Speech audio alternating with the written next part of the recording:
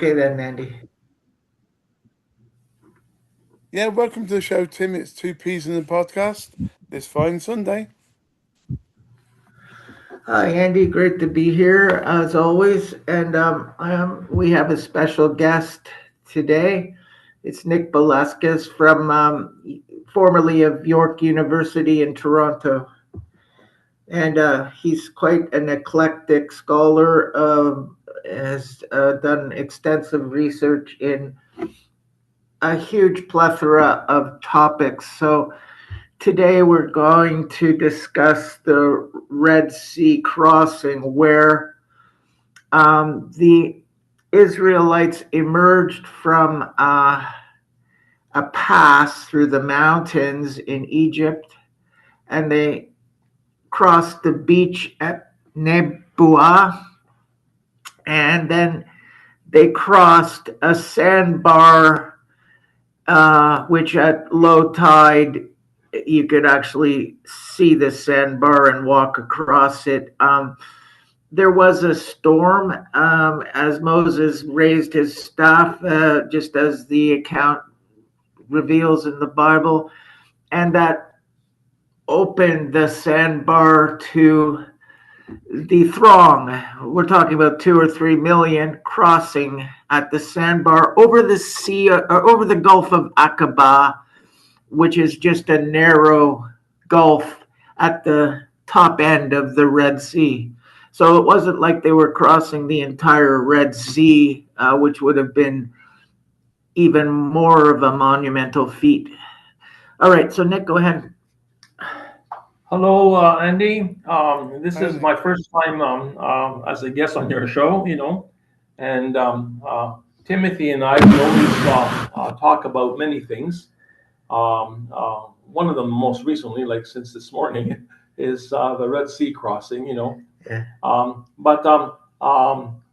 background is in science, and one of the things that I do as a scientist is to verify things, not to accept anything just on because it's a popular belief or anything like that, right?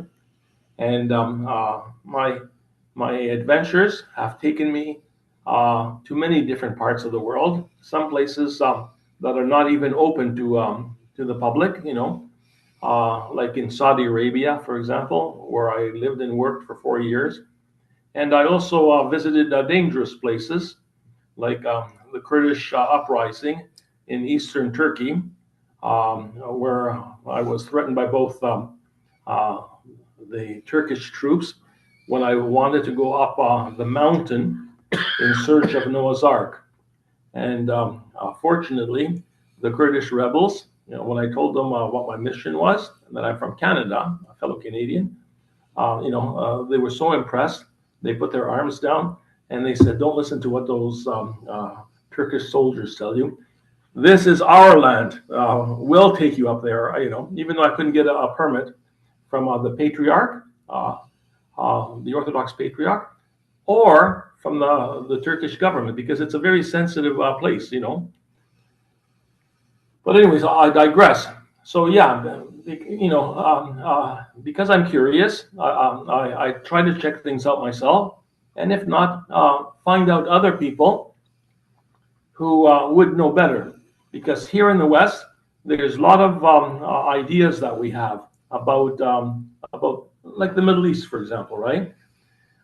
Which we either accept as faith, or we think it's allegorical or whatever, right? Or may not even know about altogether. But in the Middle East, there's things that are taken for granted and have been passed on, verbally, but also written in their own local written languages over the centuries. And and and one of the things, just to digress a little bit more, one of the things I like to mention is now there's a resurgence of with Mel Brooks in his new movie about the resurrection. Well, You mean Mel Gibson? oh, what did I say? Mel Mel Brooks? Brooks. Oh, Mel Brooks. No, not Mel Brooks. Mel Brooks is a funny guy, but it has nothing to do with that. Mel Gibson, yeah. Yeah, Mel Gibson. Sorry about that. But in the West, where we have both the Eastern Church that I'm from, based in Constantinople, and the Roman Catholic Church, the Western Church, based in Rome, and maybe because it's Protestant too, maybe also Washington D.C. They have ideas. They go, we know all about the resurrection. It's in here in our Bible, right? But one thing that they don't know is even before politically the church became the official church of Rome, of the Roman Empire, about 80 years before, our friends, the Ethiopians, Jews actually. The Falashas, yeah. Yeah,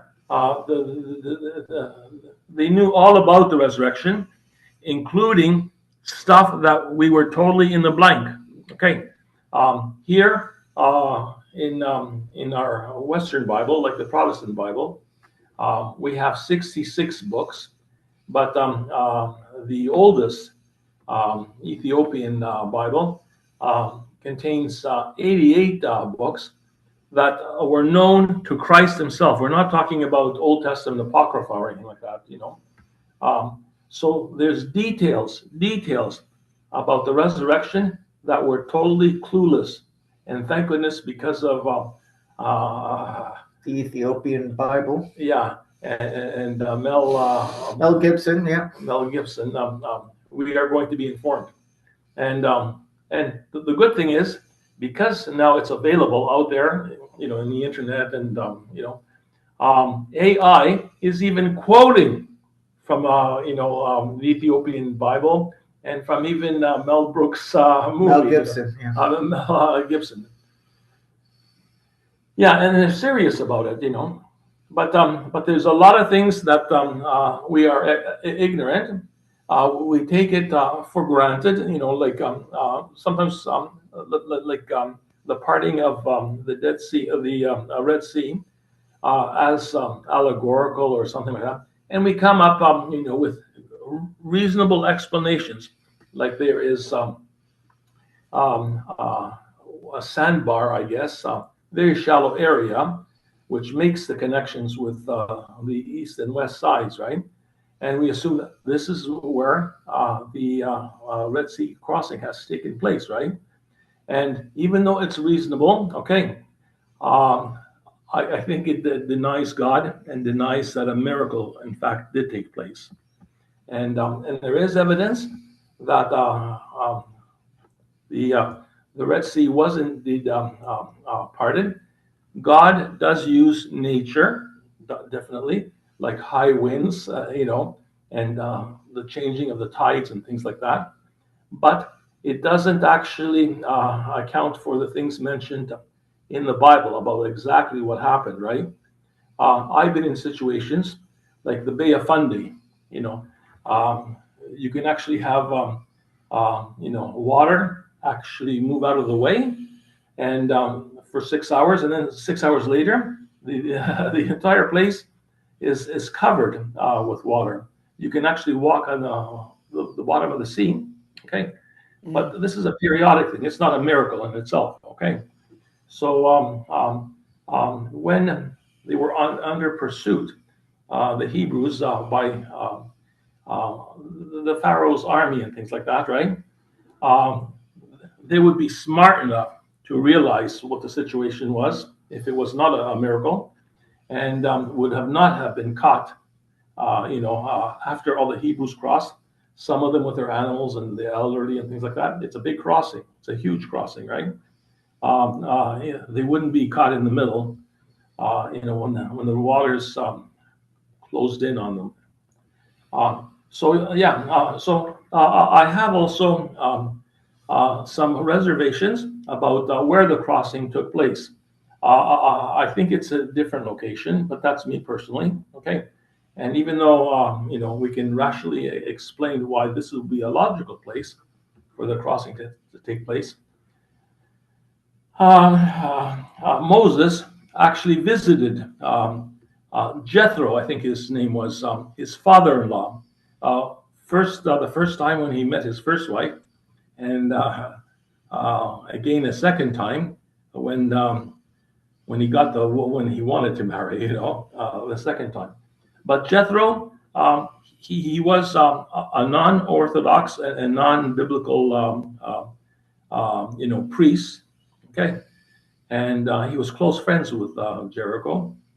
I think that was his name actually, his father-in-law's name, and nevertheless, when they crossed over, they stayed where? In the land of his father-in-law. Okay, and they stayed there for a long time, because that's the only place that he knew that they would be protected. And anyways, but as far as my beliefs and understanding, this was a miraculous event. Okay, it was an act of God. Okay, and like I said, God often uses nature to achieve His goals, but it would contradict what is mentioned in the Bible about the duration of this parting of the sea, and so on and so forth. Right? That doesn't fit into the narrative. Mm. So I don't know. I rambled on a little bit, Andy. I hope. No, I've got a little question. And I Yes. think it's digressing a little, but in the same sort of broader subject. And that would be, Yes. you know how there's so many religions. I mean, I ask this every time to people, but I think you're going to get it better being scientific. Yes. Yes. So why is there so many religions, got so many Bibles, and so many people think their Hello. version's You've the been. correct one? And that's the problem.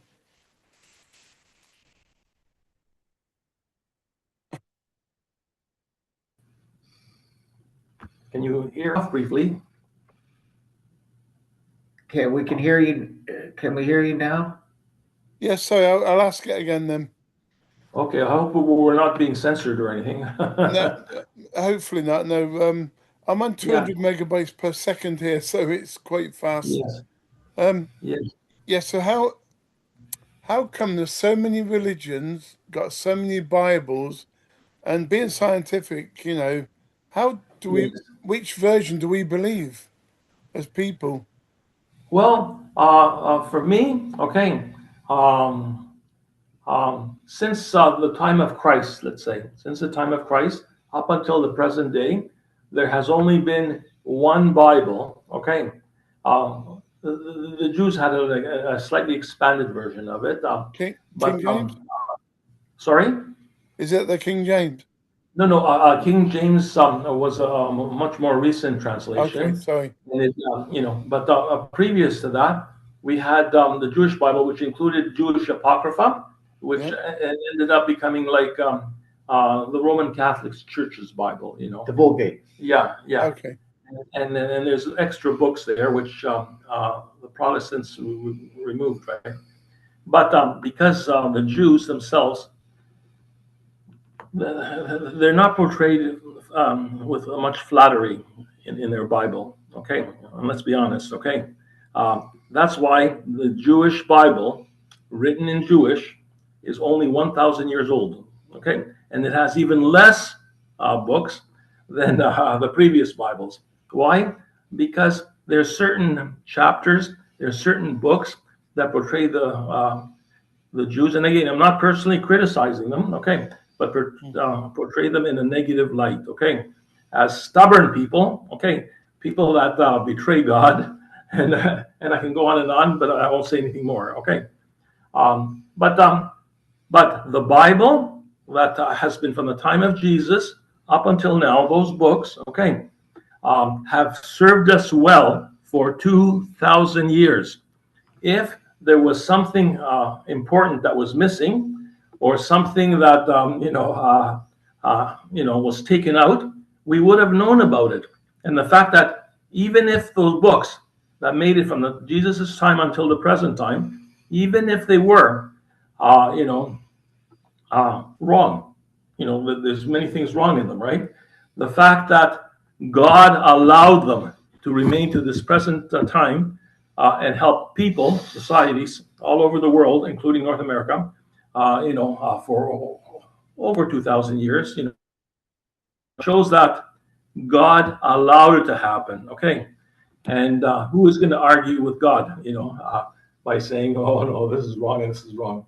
Because if it was I wrong, mean, it would lead us astray. that's another Yes, question. sorry. You're probably very Yes. right. 2,000 years is a long time, and what is common in most Bibles, everything's very similar. They just change it to their way of thinking. So there can only be one God. But Exactly. the question is there any Bible before 2,000 years? Well, definitely. I'll give you a little bit of a history lesson of what I understand. Um, um, about 200 years before Christ, when the Romans were, still in charge, like Alexander the Great and things like that, right? Um, the empire spoke Latin, okay, or Greek, right? Mm. So what happened is the lingua franca, so to speak, of the entire Middle East was Greek, okay, and what happened is uh, the scribes and the Jews wanted to have their Bible in English and in Hebrew. In Greek. No, in Hebrew. They wanted Hebrew. Yeah. So what did they do? They hired. They appointed 70 scholars, Jewish scholars who knew Greek, right? And they translated, the entire Bible into, like I said, the lingua franca at the time. From the lingua franca at the time, which was Greek, to Hebrew. Okay. So for the first time, the first complete codex, a complete book, not individual books, but the entire Bible, as you said, that existed, came about around approximately 200 years before Jesus himself. Okay, and it was in Hebrew. It was. I'm getting confused now. The Bible was in Hebrew, but they translated it into the lingua franca at the time, which was Greek. So our complete Hebrew or Jewish text, which dates 200 years before Christ, is actually written in Greek, a language that the regular people, Jewish people, could understand and comprehend. And but for the past 2,000 years and more, the Old Testament, now they had it in Greek, and now the New Testament also was in Greek too. So it seemed like, God wanted the Bible, Old and New Testament, to be translated into a language that was known by the entire world at that time. And the Greek and Latin Roman Empire understood Greek, you know. So over Wow. the years, there are many variations of these Bibles, and of course translated into other languages like English. But it seems funny to me. It seems funny to me that even Greek scholars, who speak Greek, who have translated it into English, have translated the Greek Bible that was originally in Greek into several different English dialects, and some of them contradict each other. So, is the problem in the Greek text? No. Is the problem amongst the English interpreters? Yes. And there's a lot of bias over there. Have you heard of the Schoenfield Bible, by the way? No, It, not at all. no, it's an English Bible that evangelical Christians have actually adopted because the author, he had good intentions, but he cleansed all the dirty stuff related to the Jews and things like that, right? And made them as God's chosen children, gods themselves, basically, and we are nothing more than just cattle, okay? But all this interpretation in the English translation, the Schoenfield Bible that was adopted by Protestants in the West, is all based, it's corrupted. It's based, he was paid basically by the Jews to clean up the Bible a little bit, to make them look good. And to portray them as the chosen people. Exactly. Well, that sounds But the next it's in the question. Bible. So, going back to the Red Sea, Yes. yeah, I mean that sounds amazing. How, but it does say, is it truth or fiction? So, do I Well, wait explain a that bit? second. Nick hasn't mentioned one thing, and that is that there's I believe it was King Solomon had pillars placed at the crossing point on both sides of the Gulf of Aqaba. So on Nebawe Beach, there's a stela, a huge pillar erected there that originally had hieroglyphs on it that indicated that this was the point at which they had crossed. And then on the Arabian Peninsula side, there is another pillar marking the crossing point where they landed on the other side. On the Arabian Peninsula side, the Saudi government replaced the original pillar erected by King Solomon with a large stela, basically a giant pole in the beach, and the original pillar, because of its archaeological and historical value, has been put in some enclosed location where it can be guarded and protected. Sorry, Nick. Go ahead. Yeah, no problem. I'm learning a lot of new things too about these pillars and things like that. And having lived and worked in Saudi Arabia for 4 years as an advisor to the Crown Prince and later the King of Saudi Arabia, I was actually allowed to visit sites that not even archaeologists Yeah. archaeologists even know about. That's okay. And one of the things that I got permission to visit, even though it's a huge mountain, okay, fenced in completely. It's called Jeb el Lawz. Jebel Lawz, okay, or Mountain of Laws. It's the true Mount Sinai. What happened is everyone thought that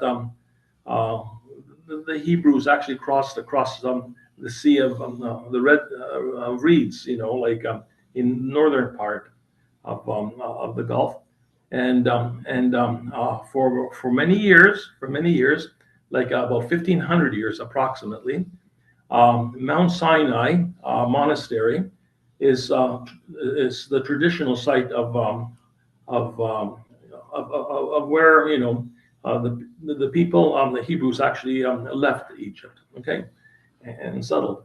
I visited the Mount Sinai in the Sinai Peninsula, and one thing I noticed is it is a holy place, at least amongst Christians, and especially Orthodox Christians like myself. But the Jews, even though they had captured Sinai during the war, how many pious Jews went and visited Mount Sinai, in the Sinai Peninsula, which was under their control? Zero. Tourism was all Christians, okay? Why? Because they know better. They know that the true Mount Sinai is located in Arabia. And not only that, and I'm going to be real controversial now, but the original temple that was built by Solomon and visited by Queen Sheba and all that was not along the Mediterranean Sea, but along the Red Sea, okay? When God punished the Hebrews and the Babylonians took them away in captivity and things like that, what happened is after Cyrus, the Syrian, not the Syrian, Persian king, decided to allow them to go back to their promised land, like Jerusalem. They went to the wrong place. Many of them stayed in Persia, but they went to the wrong place. The true Jerusalem is actually in the mountains of the milk and honey in the Azir Mountains in southwestern Saudi Arabia, where I lived for many years. And they keep it quiet. They keep it quiet, but the Jews themselves, well, they know where they used to live, and they want to part of their territory. So that's why this Greater Israel project, which includes from the Nile to the Euphrates and as far south as where the traditional Jerusalem. That's very interesting because the river Kush in Egypt, all the way over to the Euphrates in the Mesopotamian Valley, that is the original boundary of the Garden of Eden, purportedly. Oh, is it? I don't know all that stuff. A quick question. All I know is that. Sorry, Tim. You know, with my activism and all that. Yes. Well, recently, anyway, I keep following things, and it's anti-Jewish, by the way. It's a slogan, something from the sea to somewhere. Why is that anti-Semitic? They mention from the sea somewhere. From the river to the sea? Yeah, from the river to the sea. Oh, I don't get that. Ancient Palestine, which was around in Roman times, during Roman occupations and even before, right? Palestine was taken over by the Jews that came back from Babylon, from captivity, right? And Palestine was not their homeland, okay? They did build the second temple. Yes, Jesus preached at that temple too. And that's the temple that we all are aware of, the holy site of Jerusalem. But it's the wrong location, And the river and the sea that they refer to is the Jordan River, where Jesus was baptized, to the sea on the other side, which is the Mediterranean Sea, where the Greeks live, like myself, right? But that is Palestine, and it's always been Palestine. They went to the wrong place. I had this confirmed by members of the royal family and a couple of their scholars too, because I'm a curious person. One of us in Saudi Arabia. Because over in the UK now, I mean today, if I was at a protest and I was saying from the river to the sea, that's an automatic jail sentence. Since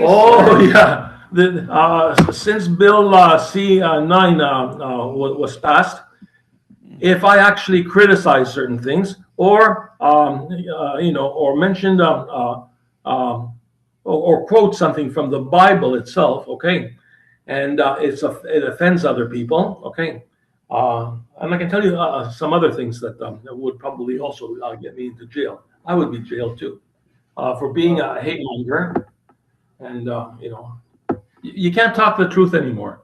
They cover things up to protect themselves. Okay. This is a point, Tim, isn't it? You can't have free speech anymore.